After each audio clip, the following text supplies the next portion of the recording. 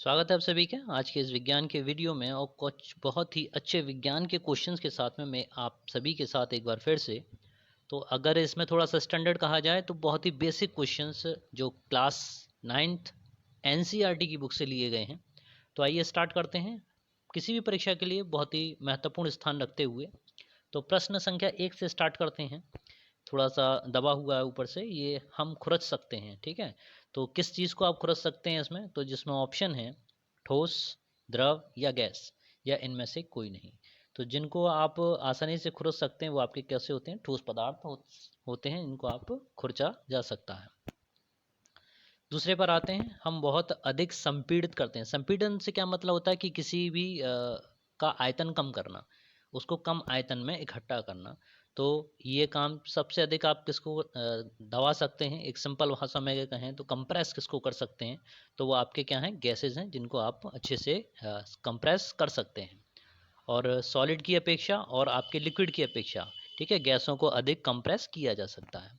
Third point में कह रहा है कि उसका आयतन निश्चित होता है। आयतन फाइनाइट होता है लेकिन उसका आकार निश्चित नहीं होता। आयतन निश्चित होता है, आकार निश्चित होता है। ये है आपका थर्ड का बी ऑप्शन सही है। आपने सुन भी रखा होगा कि जो द्रव होते हैं, देखिए एक तो द्रव्य होता है, ठीक है, मैटर जिसको बोलते हैं, और इसकी आपकी तीन फॉर्म जो जर्नल यूज़ की जाती हैं, आपकी ठोस है, द्रव और गैस। तो यहाँ पर जो बात हो रही है वो आपकी बात हो रही है द्रव के बारे में। तो जो द्रव है उसका आयतन निश्चित होता है लेकिन आकार अनिश्चित होता है, यानी जिस भी बर्तन में आप द्रव को डालेंगे वो उसका आकार ले लेते हैं। ओके, नेक्स्ट क्वेश्चन पे आते हैं हम। क्वेश्चन नंबर 4 आपके सामने है कि बर्फ का गलनांक 0 डिग्री लिया गया है। तो 0 डिग्री किस में लिया गया है, जैसे आप सभी जानते हो कि जो टेम्परेचर के मापांक होते हैं, पैमाने होते हैं, स्केल होते हैं, वो 3 टाइप के होते हैं, वैसे तो 4 होते हैं, रीमर भी होता है। तो इसमें अगर मैं आपसे कहूँ तो ये एक फॉर्मूला होता है जो इन सभी को इंटरलिंक करता है, C/5 और F-32/9 और K यानी केल्विन कहते हैं, K-273 अपॉन 5। एक और होता है R/80, ठीक है, यू ड्यूमर, जो मेन रूप से जो आर जो है कृषि के लिए यूज़ किया जाता है। तो यहाँ पर डिग्री सेल्सियस, फ़ारेनहाइट और केल्विन और ड्यूमर, तो ये सभी फार्मूला आप अपने पास लिख लीजिएगा और इस फार्मूले की हेल्प से आप इंटरचेंज कर सकते हैं किसी को, किसी भी मापांक में, किसी भी ताप के पैमाने में इंटरचेंज टेम्परेचर को चेंज कर सकते हैं। चलिए प्रश्न पर आते हैं। तो जैसा इसमें लिखा है कि बर्फ़ का गलनांक 0 डिग्री लिया गया है, तो ये किस पे होगा, तो 0 डिग्री का जो लिया है बर्फ़ का गलनांक होता है, मेल्टिंग पॉइंट, ये आपका सेल्सियस पैमाने में डिग्री 0 डिग्री लिया जाता है। इसी को अगर आप केल्विन में लिखना चाहेंगे तो केल्विन में लिखने के लिए आपको 273 प्लस करना होता है डिग्री सेल्सियस के साथ में। तो अगर आप जीरो उसके साथ ऐड करेंगे तो केल्विन में अगर कहीं मान पूछा जाए कि गलनांक कितना होता है तो आप कहेंगे 273 केल्विन होता है। क्लियर। देखिए प्रश्न छोटे हैं लेकिन बहुत ही अच्छे क्वेश्चन हैं किसी भी कंपटीशन में। और बात मैं कहूँ तो कोई भी क्वेश्चन छोटा या बड़ा नहीं होता, जो आपको आता है वो सरल है और जो नहीं आता वो आपके लिए कठिन है।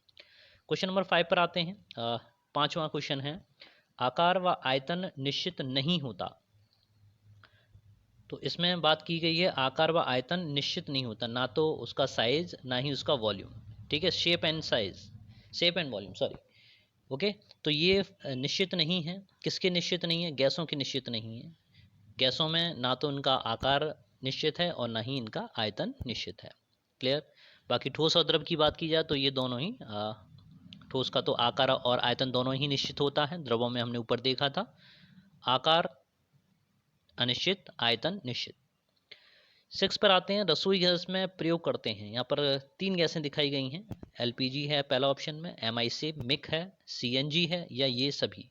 तो रसोई घर में यानी अपने किचन में आप कौन सी गैस का यूज़ करते हैं, तो उसमें आपकी गैस यूज होती है एलपीजी। एलपीजी की फुल फॉर्म आप जानते ही हो, लिक्विडफाइड पेट्रोलियम गैस होती है। मिक एक जहरीली गैस है, इसको मिथाइल आइसोसाइनेट है इसका नाम। मिथाइल आइसोसाइनेट एक जहरीली गैस है, भोपाल में त्रासदी हुई थी वो इसी गैस के कारण हुई थी। सीएनजी जो सामान्यतः वाहनों में यूज़ की जाती है, कंप्रेस्ड नेचुरल गैस है, ठीक है। तो इसमें जो 6 पॉइंट है आपका, 6 में आपका ए पॉइंट आपका करेक्ट है। एलपीजी गैस का रसोई घर में उपयोग होता है। ये सभी क्लासों के बच्चों के लिए इम्पोर्टेंट है, और वही नॉलेज की चीज़ तो जहाँ से भी मिले वो उससे देखना चाहिए, उससे सुनना चाहिए, और कोशिश यही करिए सभी बच्चों में शेयर कीजिए। वाहनों में कौन सी गैस प्रयोग की जाती है? तो वाहनों में व्हीकल्स में आप किस गैस का प्रयोग करते हैं? एलपीजी यूज़ नहीं होती, मिक नहीं होती, सीएनजी गैस का यूज़ किया जाता है। नेक्स्ट क्वेश्चन आपके सामने है 8वां, जो अभी आपके साथ डिस्कस कर रहे थे कि बर्फ का गलनांक, मेल्टिंग पॉइंट। यहाँ पर देखिए जरा, ऑप्शन पे ध्यान दीजिएगा। 100 डिग्री सेल्सियस दे रखा है, 273 के दे रखा है, 273 डिग्री सेल्सियस दे रखा है, 373। तो अभी आपने देखा था कि 0 डिग्री सेल्सियस को मैंने कहा था ये किसके बराबर होगा? 273 के बराबर होगा। ठीक है, इसमें हमने केल्विन में जब भी चेंज करते हैं 273 डिग्री सेल्सियस के साथ में ऐड कर देते हैं। तो यहाँ पर पहला ऑप्शन आपका कथनांक नहीं है। ठीक है, डिग्री सेल्सियस में भी नहीं होगा, 373 भी नहीं, आपका सही आंसर है 273 के।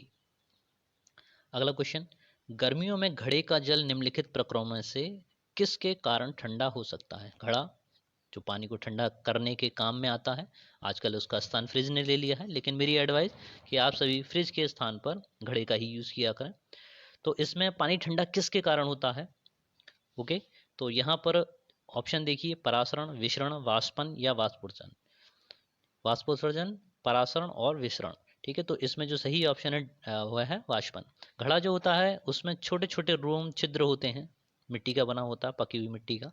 तो उसके माध्यम से जो पानी है वो अंदर का बाहर सतह पे आता है, और सतह पर वो वाष्पीकृत होने के लिए, वाष्प बनने के लिए उसको टेम्परेचर की आवश्यकता होती है। वो जो टेम्परेचर है वो घड़े के अंदर वाले पानी से लेता है। इसके कारण जो घड़े के अंदर का पानी है वो आपका ठंडा हो जाता है। ठीक है, ये है आपका पूरा इसकी थीम। 11 पर आते हैं। निम्नलिखित में से कौन द्रव्य नहीं है? द्रव्य का मतलब मैंने अभी आपको बताया था, सॉलिड, लिक्विड एंड गैस। दो स्टेट अभी और ऐड हुई हैं, ठीक है, लेकिन अभी रिटन में हम लोगों के पास नहीं है। तो 3 जो स्टेट हैं वो आपके सामने हैं, सॉलिड, लिक्विड एंड गैस।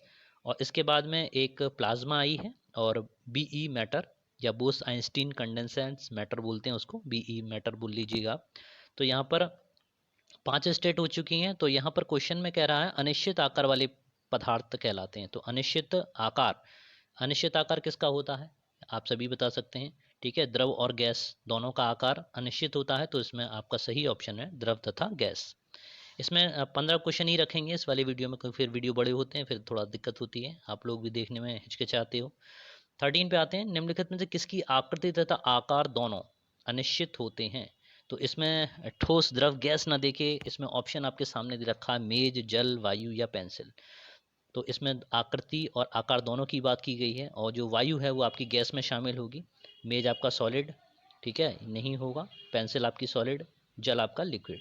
तो इसमें जो सही ऑप्शन है वो है आपका वायु। क्वेश्चन नंबर 14, द्रव की कौन सी अवस्था विद्युत की सुचालक होती है? द्रव्य की, ठीक है, मैटर की। सदैव, सदैव का वर्ड ध्यान रखिए, ऑलवेज, हमेशा। अगर ठोस लकड़ी है तो वो विद्युत की यानी इलेक्ट्रिक की कंडक्टिव नहीं होगी, गैस नहीं होगी, द्रव।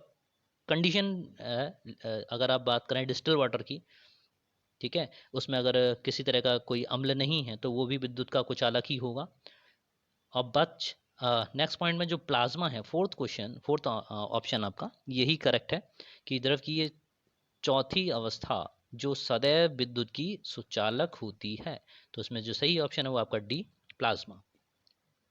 मैंने स्टूडेंट से कहा है कि सभी इस वीडियो को ध्यान से देखेंगे और इनके ऑप्शंस को याद करेंगे, आगे भविष्य में काम आते हैं। हम लोग पिछला भूलते जाते हैं, तो उसके रिवीजन के लिए मैंने आपके लिए बनाया है। 15 पे आते हैं, पदार्थ के अणुओं के मध्य की दूरी होती है। तो इसमें डिस्टेंस पूछी गई है कि गैसीय अवस्था में न्यूनतम होती है, ठोस अवस्था में न्यूनतम होती है, द्रव अवस्था में अधिकतम होती है, द्रवस्थ अवस्था में न्यूनतम होती है। तो इसमें जो सॉलिड है उसके अणु बहुत अधिक क्या होते हैं, पास पास होते हैं। तो यही ऑप्शन आपका सही हुआ कि उसके अणुओं के बीच की दूरी न्यूनतम होती है। क्लियर है? 16 क्वेश्चन आपके लिए मैं छोड़ता हूं, और 16 का ऑप्शन आपको जाके कमेंट बॉक्स में देना है। द्रव्य की गैसीय अवस्था में अधिकतम गतिज ऊर्जा होती है या अधिकतम स्थितिज ऊर्जा होती है, न्यूनतम गतिज ऊर्जा होती है, तो उपयुक्त में से कोई नहीं। अधिकतम काइनेटिक एनर्जी किस गैस की, द्रव की जो गैसीय अवस्था है उसमें काइनेटिक एनर्जी मैक्सिमम होती है, मिनिमम होती है, या पोटेंशियल एनर्जी मैक्सिमम होती है, या नन ऑफ दीज? तो इनमें आप इसका कमेंट बॉक्स में जाके आंसर दीजिए। आपके आंसर की प्रतीक्षा में मिलता हूँ नेक्स्ट वीडियो में। तब तक के लिए जय हिंद, जय भारत, धन्यवाद।